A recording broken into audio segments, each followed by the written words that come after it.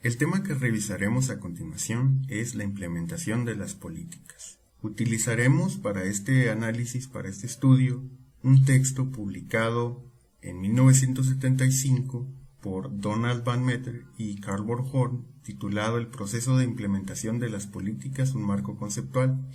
Este texto fue traducido al español en 1993 y forma parte del libro La implementación de las políticas a cargo de Luis Aguilar Villanueva. El propósito de los autores en este texto es explorar el proceso de implementación de las políticas y lo hacen siguiendo el siguiente orden. Primero, definen el concepto de implementación. Después, hacen una revisión de la bibliografía que tenían a mano para esta temática. Y tercero, presentan un modelo para el análisis o el estudio de la implementación de las políticas. Estos tres elementos van a servirnos para el estudio que hacemos a continuación. Punto número 1. Definición del concepto de implementación. El concepto que ofrecen los autores sobre la implementación es el siguiente. La implementación de las políticas abarca aquellas acciones efectuadas por individuos o grupos públicos y privados con miras a la realización de objetivos previamente decididos. Y para poder hablar de una implementación, y obviamente para poder estudiarla, es necesario que ya se cuente con metas, objetivos, legislación y con recursos asignados al programa relacionado con la política implementada. Cabe señalar que no es lo mismo para los autores implementación que ejecución, desempeño o impacto de la política, aunque para comenzar su estudio ellos hacen referencia a un modelo de ejecución de políticas, o bien que a lo largo del texto aparece de pronto la idea de implementación como sinónimo de desempeño de la política. Una cuestión que marca la diferencia entre el impacto de la política y la implementación es que los estudios del impacto abordan el qué ocurrió y los de la implementación se abocan al por qué ocurrió de tal manera. Una preocupación que muestran los autores es que hay muy poca información respecto a la implementación. Y esto se debe, según cuentan los autores, a 4 razones. La primera es la suposición ingenua de que una vez que una política ha sido adoptada por un gobierno, ésta será llevada a cabo y sus resultados coincidirán en gran medida con las expectativas de quienes elaboraron la política. La segunda razón es, dicen, que es posible que el desarrollo del sistema de presupuestación por programas en los 60s haya inducido a los analistas a ignorar los problemas de la implementación al centrarse enfáticamente sobre las metas y los objetivos de las políticas. Una tercera razón es la dificultad misma que entraña la tarea del análisis de la implementación de las políticas. Es decir, es una tarea harto compleja debido a la falta de delimitación, a la falta de identificación de actores implicados y a la carencia de índices de medición, entre otras cosas.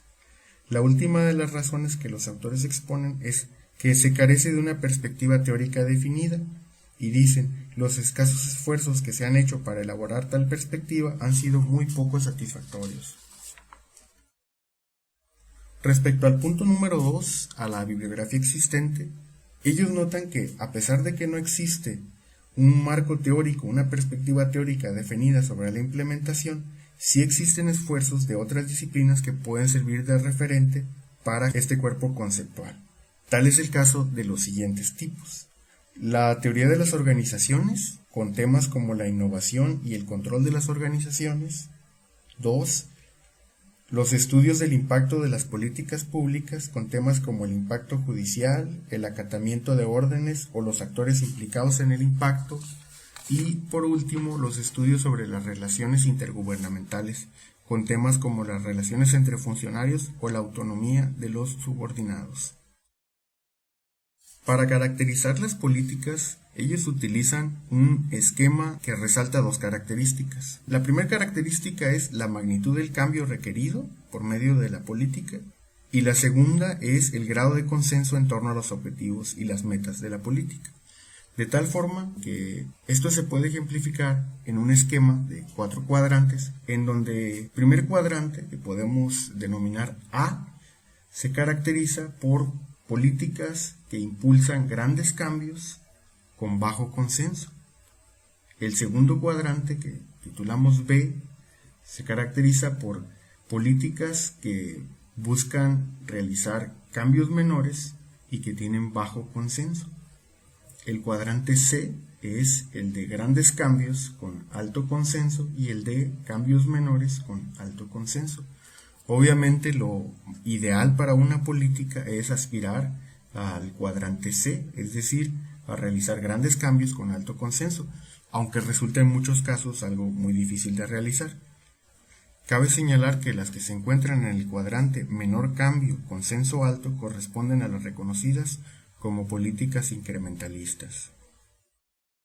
El modelo que los autores proponen se compone de 6 elementos y los veremos a continuación. El primero son las normas y los objetivos de la política y dicen: para determinar cuáles son los estándares y los objetivos se puede recurrir a las declaraciones de quienes elaboran las políticas, las cuales se encuentran diseminadas en diversos documentos o en los reglamentos y lineamientos del programa. Entonces, un primer componente de la implementación de las políticas pues son las normas y los objetivos de la política. El segundo son los recursos, sean fondos, sean incentivos para estimular o facilitar la implementación efectiva. El tercero es la comunicación entre las organizaciones y las actividades de inducción. Para ello, dicen, resulta indispensable preocuparnos por la claridad con que los estándares y objetivos han sido formulados, la exactitud con que son comunicados a los encargados de la implementación y la congruencia con que diversas fuentes de información los difunden. En el contexto de las relaciones entre organizaciones resulta de suma importancia 2 tipos de actividades de inducción y seguimiento. Las actividades de asesoría y asistencia técnica y los superiores pueden respaldarse en sanciones tanto positivas como negativas. El cuarto componente para el análisis de la implementación son las características de las agencias responsables de la implementación, es decir, la estructura burocrática, que se define como el conjunto de características, normas y patrones de relación en las dependencias ejecutivas que tienen relación potencial o real con el desarrollo de las políticas. Entre otras características debe tenerse en cuenta las siguientes: la competencia y el tamaño de la agencia, el grado de control jerárquico, los recursos, la vitalidad de la organización, el grado de comunicación abierta, los nexos formales e informales entre la agencia y los encargados de la elaboración de las políticas. El quinto elemento son las condiciones económicas, sociales y políticas. Resultan relevantes aquí los estudios de política estatal comparada y de políticas públicas. Algunas preguntas que debe hacerse el analista de la implementación sobre este punto son las siguientes. 1. ¿Son suficientes los recursos con que se cuenta para sostener el programa? 2. ¿En qué medida las condiciones socioeconómicas afectarán la implementación? 3. ¿Cuál es el estado de la opinión pública? 4. ¿Favorecen o se oponen las élites a la implementación de la política? 5. ¿Cuál es la inclinación política de la jurisdicción responsable de la implementación? Y 6. ¿En qué medida se ha movilizado a favor o en contra de la política los grupos de interés privados? El sexto elemento, el sexto componente del análisis de la implementación de las políticas es la eficiencia de la implementación.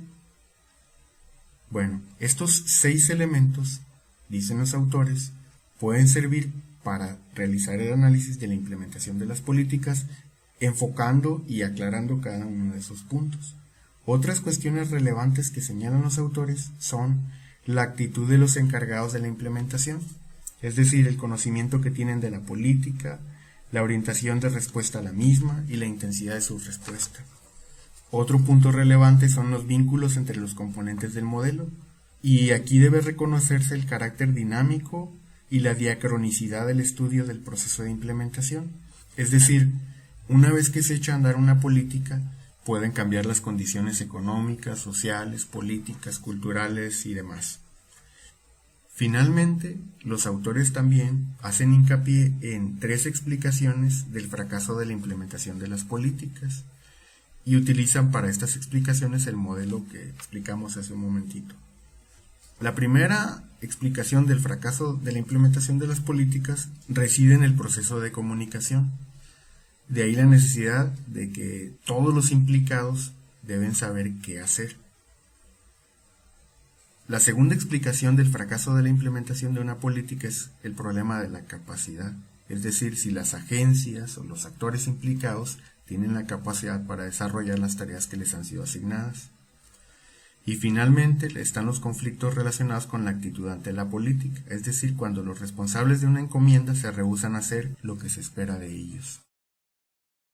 A grandes rasgos, estos son los elementos más importantes del texto, el proceso de implementación de las políticas de Donald Van Meter y Carl von Horn.